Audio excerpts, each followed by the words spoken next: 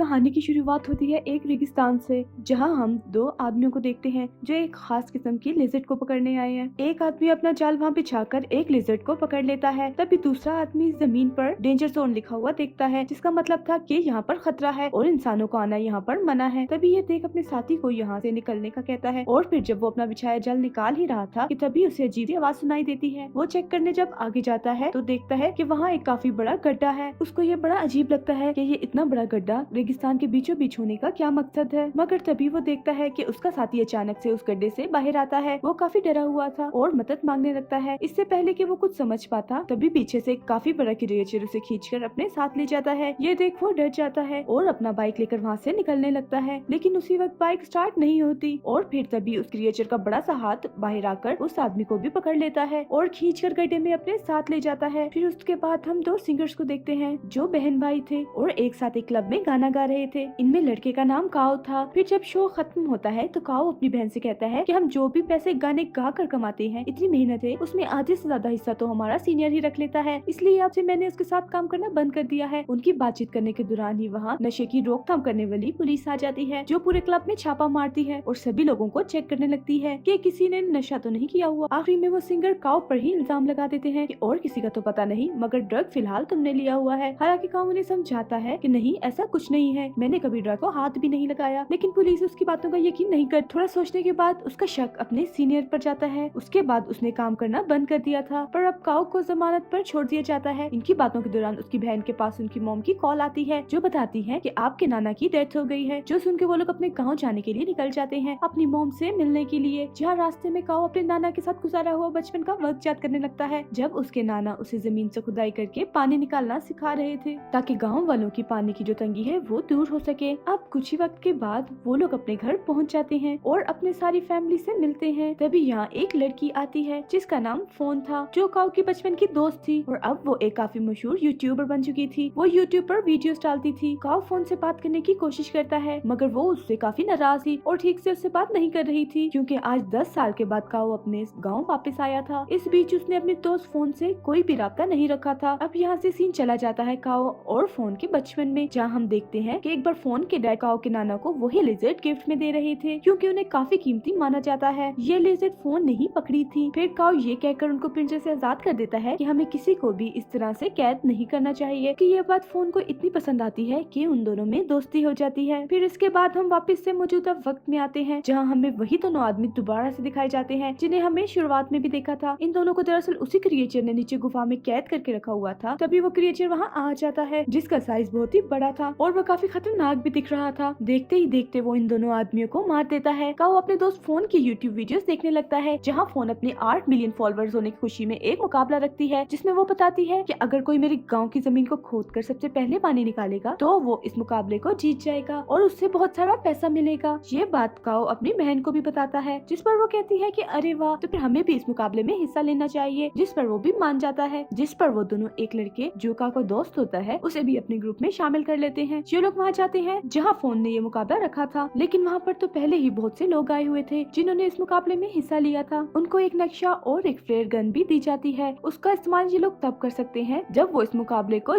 जीत जाएंगे। इसी बीच वहाँ एक काफी अमीर लड़का भी आता है, जिसका अपना काम भी जमीन के नीचे खुदाई करवाने का था। वो भी फोन के पास जाता है ताकि इस मुकाबले में हिस्सा ले सके, मगर वो तो उल्टी उल्टी बातें करने लगता है उसके साथ। लेकिन तभी काओ इधर आकर उसको रोक देता है, जिसके फौरन ही बाद फोन फ्लेयर गन चलाकर मुकाबला स्टार्ट करती है। सभी लोग पानी ढूंढने के लिए अलग अलग जगहों पर जाकर जमीन खोदने लगते हैं। जिस बीच दो आदमियों को शुरुआत वाली उन्हीं दो आदमियों की बाइक मिलती है, जो उस क्रिएचर का शिकार बन चुके थे। वो दोनों फिर उस बाइक को लेकर आगे बढ़ते हैं, मगर तभी वो क्रिएचर जमीन चीरते हुए इनके साथ साथ बाइक की स्पीड से दौड़ने लगता है और इनके पीछे पड़ जाता है, जिससे ये लोग डर जाते हैं और अपनी जान बचाने के लिए बाइक को घुमा देते हैं। मगर वो क्रिएचर काफी चालाक था। वो इनके रास्ते के आगे एक काफी बड़ा गड्ढा बना देता है, जिससे वो दोनों जाकर उसमें गिर जाते हैं। उधर काओ और उसके साथी पानी ढूंढने के लिए आगे बढ़ रहे थे। तभी उन्हें जमीन पर एक जगह कुछ प्लेट्स दिखती हैं, जिनको उल्टा करके रखा हुआ था और इन प्लेट्स पर मंत्र भी लिखे हुए थे। जो देख काओ की बहन उससे पूछती है कि ये प्लेट्स यहाँ पर ऐसे क्यों रखी हुई हैं, जिस पर वो कहता है कि ये असल में एक काफी पुराना प्राचीन तरीका है पानी को ढूंढने का। वो कहता है अगर नीचे पानी होगा तो वो प्लेट में जमा होकर उसको अपनी जगह से हटा देगा। वहाँ एक दूसरा ग्रुप भी आता है जो पास में ही खुदाई कर रहे थे। उस ग्रुप में से एक आदमी काओ के ग्रुप को कहता है कि ऐसा माना जाता है कि इस जगह पर एक काफी बड़ा मॉन्स्टर रहता है, जो बहुत ही ज्यादा खतरनाक है और उससे बचने के लिए ही इन प्लेट्स को यहाँ पर रखा हुआ है और मंदिर भी इन पर लिखे हुए हैं। उसकी इस बात पर काऊ को जरा भी यकीन नहीं होता, जिसके बाद वो लोग आगे बढ़ते हैं। अब यहाँ शाम हो गई थी। काऊ को गाड़ी में अपने नाना का काफी पुराना नक्शा मिलता है, जिसमें उस एक पहाड़ के पास निशान बनाया हुआ था। काऊ जब उस नक्शे को फोन के दिए हुए नक्शे से मिलाता है तो देखता है कि उस नक्शे में ऐसा कोई भी निशान नहीं है, जो देख के तीनों समझ जाते हैं कि जरूर इस पहाड़ के पास हमें पानी मिल सकता है। इसीलिए अगले ही दिन ये वहाँ जाने का फैसला करते हैं। शाम हो जाने की वजह से बाकी लोग यहाँ से जा रहे थे, मगर इनमें से 3 लोग रात यहीं गुजारने का फैसला करते हैं, जिनमें से एक आदमी जब साइड पर जाता है तो तभी वो क्रिएचर उड़ता हुआ उसके पास आता है और उसका सर ही काट कर जिस्म से अलग कर देता है, जो जाकर उसके साथियों के पास गिरता है, जिसे देख उनके होश उड़ जाते हैं। वो काफी डर जाते हैं और अपनी जान बचाने के लिए वहाँ से भागने लगते हैं, मगर तभी वो बड़ा सा क्रिएचर उनके सामने आ जाता है। तब यहाँ हमें पता चलता है कि ये क्रिएचर और कोई नहीं बल्कि बिग लिजर्ड है, जिसका साइज इतना बड़ा हो चुका है अब वो इन दोनों आदमियों को भी मारकर अपना शिकार बना लेता है। अब जब फोन को उन तीनों आदमियों का लापता होने की खबर मिलती है तो वो काफी परेशान हो जाती है, इसीलिए वो इस मुकाबले को बंद करने का फैसला करती है। तभी फोन का मैनेजर उस अमीर लड़के को कॉल करके बताता है कि 3 लोग गायब गए हैं, इसीलिए फोन इस मुकाबले को बंद करने वाली है। ये सुन अमीर लड़के को काफी गुस्सा आ जाता है, इसीलिए वो कहता है कि अगर मुकाबला बंद किया तो मुझसे बुरा कोई नहीं होगा, अंजाम तुम जानते ही हो। जिस पर मैनेजर डर जाता है, इसीलिए वो फोन को मनाने जाता है और कहता है कि देखो ये कितनी बुरी बात है कि पहले हमने मुकाबला रखा और अब हम इसे बंद कर रहे हैं, ये अच्छी बात तो नहीं है, इसीलिए हमें इस मुकाबले को बंद करना नहीं चाहिए। और रही बात उन तीनों आदमियों के गायब होने की, हो सकता है कि वो खुद ही वापस चले गए हों या फिर किसी और ने उन्हें पकड़ लिया हो, तो हमें इन सब बातों को नजरअंदाज करके अपना मुकाबला जारी रखना चाहिए। हालांकि फोन ऐसा करना तो नहीं चाह रही थी, लेकिन मैनेजर के काफी कहने पर वो अपना मुकाबला जारी रखती है। काऊ और उसके साथी नक्शे वाली जगह पर आ जाते हैं, जहाँ उन्हें गुफा मिलती है, जिसके अंदर जाने पर उन्हें ऐसी दीवार मिलती है जो काफी गीली थी, जिसे देख काऊ कहता है कि शायद दीवार के पीछे पानी है, इसलिए हमें दीवार को तोड़ना चाहिए। ये जगह दरअसल उसी क्रिएचर लिजर्ड का घर है, जो तभी वहाँ आ जाती है और काऊ के दोस्त को अपने मुंह में उठा लेती है, जो देख दोनों बहन भाई काफी डर जाते हैं और अपनी जान बचाने के लिए गुफा से बाहर आ गए थे। फिर वो बाकी लोगों के पास जाकर सबको इस क्रिएचर के बारे में बताने लगते हैं, मगर कोई भी इनकी बातों का यकीन नहीं करता। अगले ही पल वो क्रिएचर नीचे से जमीन फाड़कर एक आदमी पर अटैक करता है और उसे आधा नीचे से पकड़ लेता है। वो उसको खींचकर उसे भी अपने साथ गड्ढे में ले जाता है। अब ये देखकर तो सबके होश उड़ गए थे, उन्हें अब काऊ की बातों पर यकीन हो गया था, तो वो अपनी अपनी जान बचाने के लिए वहाँ से भागने लगते हैं। काऊ की बहन और वो अमीर लड़का कैसे भी करके ट्रक में आकर छुप जाते हैं, मगर मैनेजर अंदर नहीं आ पाता, वो बाहर ही रह जाता है। जो तभी वो क्रिएचर वहाँ पर आकर उस पर झपट पड़ता है और एक ही झटके में उसे मार देता है। इसके बाद वो क्रिएचर अब काऊ और फोन के पीछे पड़ गया था, जिससे बचने के लिए वो दोनों भागने लगते हैं। तब वो क्रिएचर भी तेजी से भागने लगता है, लेकिन तभी वो दोनों भागते भागते गड्ढे में गिर जाते हैं। अब ये देखकर काऊ की बहन अपने भाई की जान बचाने के लिए ट्रक का हॉर्न बजा देती है, मगर जैसे ही क्रिएचर वहाँ आता है तो काऊ की बहन और अमीर लड़का नीचे होकर छिप जाते हैं, जिससे वो क्रिएचर उनके ट्रक के पास आता तो है, लेकिन इन्हें वो नहीं देख पाता और चुपचाप वहाँ से चला जाता है। उधर काऊ और फोन को पता चल जाता है कि हम और कहीं नहीं बल्कि उस क्रिएचर की ही गुफा में आकर गिरे हैं, मगर जब ये थोड़ा आगे जाते हैं तो इन्हें वहाँ उसी क्रिएचर के बहुत सारे अंडे दिखते हैं। यहीं उन्हें काऊ का दोस्त भी दिखता है, जो मरा नहीं था बल्कि अभी जिंदा था। क्रिएचर ने उसे भी उस मजबूत जाल में कैद किया हुआ था। वो उसे वहाँ से बाहर निकालने की कोशिश करते हैं, मगर नहीं निकाल पाते, क्योंकि वो कवर उनसे टूटता ही नहीं। यहाँ उन्हें और भी बहुत सारे लोग दिखते हैं, जो बिल्कुल ऐसे ही कवर में कैद थे। इन लोगों को दरअसल क्रिएचर ने कैद में अपने बच्चों को खिलाने के लिए रखा था। उधर काऊ की बहन ट्रक से बाहर आती है, वो देखती है कि वो क्रिएचर तो इनके ट्रक के ऊपर ही सो रहा है। वो चुपके से बगैर कोई शोर किए आगे बढ़ती है और अमीर लड़के की गाड़ी में जाकर बैठ जाती है, जिसके बाद वो अमीर लड़का भी ट्रक से निकलता है और अपनी गाड़ी की तरफ बढ़ने लगता है, लेकिन तभी उससे आवाज पैदा हो जाती है, जिससे वो क्रिएचर नींद से जाग जाता है और फौरन ही उस पर हमला कर देता है। वो उसे भी उठाकर अपने गुफा में लाता है और उसी कवर में बंद कर देता है। काऊ और फोन उसी गीली दीवार के पास पहुंच जाते हैं, जिसे चेक करने के बाद फोन कहती है कि दीवार की दूसरी तरफ पानी है और क्योंकि ये लिजर्ड क्रिएचर है, इसे शायद इसे पानी पसंद नहीं होगा, तो उसने पानी से बचने के लिए ये दीवार बनाई। इसके बाद वो दोनों उस गुफा से बाहर आ जाते हैं, जहाँ उन्हें कुछ लोग दिखते हैं और वो उनके पास चले जाते हैं। तभी वो क्रिएचर स्पीड में पलक झपकते ही बहुत सारे लोगों को अपना शिकार बना लेता है, उन्हें मार देता है। वो फोन को भी देख लेता है और उसको पकड़कर अपने साथ ले जाता है। अब काऊ फ्लेयर गन चला देता है, जो देख उसके पास एक ग्रुप आता है, जिसने काऊ को उन फ्लेयर्स और क्रिएचर के बारे में बताया था। अब कुछ वक्त के बाद जहाँ काऊ की बहन भी आ जाती है, वो लोग एक प्लान बनाते हैं, जिसके बाद काफी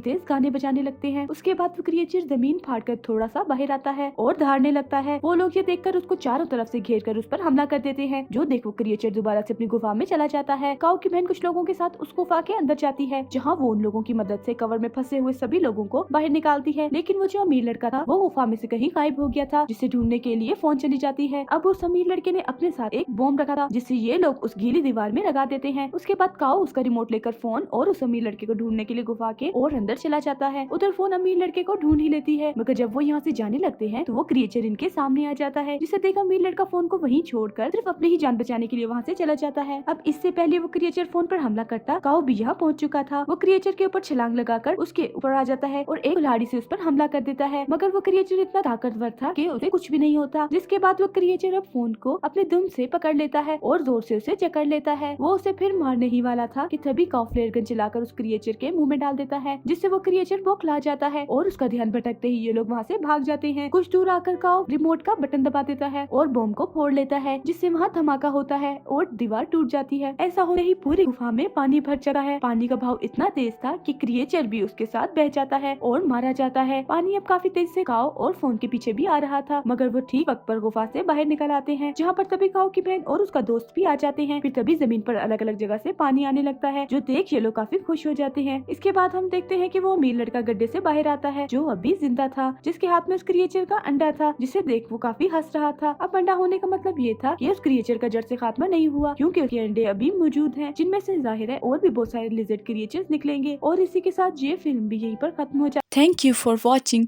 मूवी अच्छी लगी हो तो लाइक, शेयर और चैनल को सब्सक्राइब जरूर कीजिएगा।